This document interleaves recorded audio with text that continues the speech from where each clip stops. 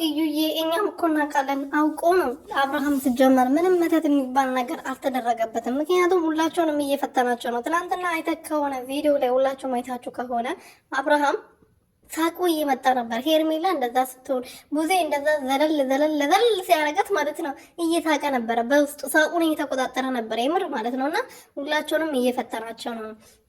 ግን እነሱ አልገባቸውም፣ አልነቁም። ልዩቷን መጥፎ ለማስባል ብቻ ነው ደፋ ቀና እያሉ ያሉት።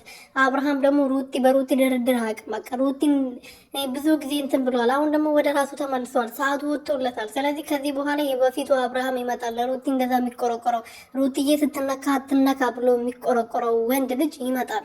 ለዛ ነው እነሱ እንደዚህ እየሆኑ ያሉት።